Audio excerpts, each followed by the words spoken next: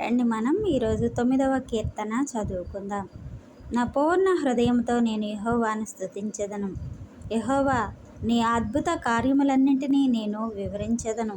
మహోన్నతుడా, నేను నిన్ను గూర్చి సంతోషించి హర్షించుచున్నాను. నీ నామమును కీర్తించెదను.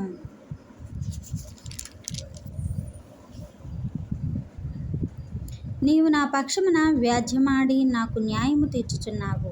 నీవు సింహాసనాసీనుడవై న్యాయమును బట్టి తీర్పు తీర్చుచున్నావు. కాబట్టి నా శత్రువులు వెనుకకు మళ్ళుదురు. నీ సన్నిధిని వారి జోగిపడి నశింతురు. నీవు అన్యజనులను గద్దించియున్నావు, దుష్టులను నశింపచేసియున్నావు. వారి పేరు ఎన్నటికీ నుండకుండా తుడుపు పెట్టియున్నావు. శత్రువులు నశించిరి, వారు ఎన్నడూ నుండకుండా నిర్మూలమైరి.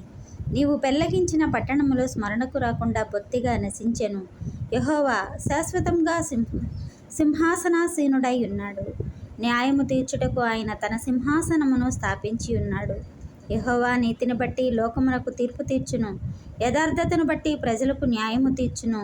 నలిగిన వారికి తాను మహాదుర్గమగును. ఆపత్కాలములలో వారికి మహాదుర్గమగును. యెహోవా నిన్ను ఆశ్రయించు వారిని నీవు విడిచిపెట్టువాడవు కావు. కావున నీ నామమెరిగిన వారు నిన్ను నమ్ముకొందురు. సీయోను దాసి అయిన యెహోవాను కీర్తించుడి. ఆయన క్రియలను ప్రజలలో ప్రచురము చేయుడి. ఆయన రక్తాపరాధమును గూర్చి విచారణ చేయునప్పుడు బాధపరచబడు వారిని జ్ఞాపకము చేసుకొనును. వారి మొరను ఆయన మరువడు. నేను నీ కీర్తి అంతటినీ ప్రసిద్ధి చేయుచు సీయోను కుమార్తె గుమ్మములలో నీ రక్షణను బట్టి హర్షించునట్లు యెహోవా నన్ను కరుణించుము.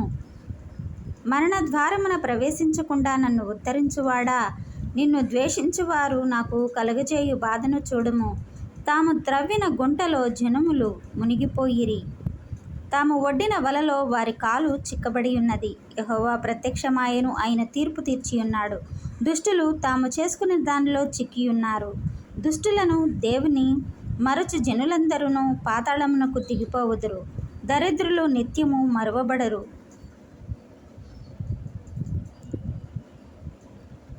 బాధపరచబడు వారి నిరీక్షణాస్పదము ఎన్నటికిని నశించదు.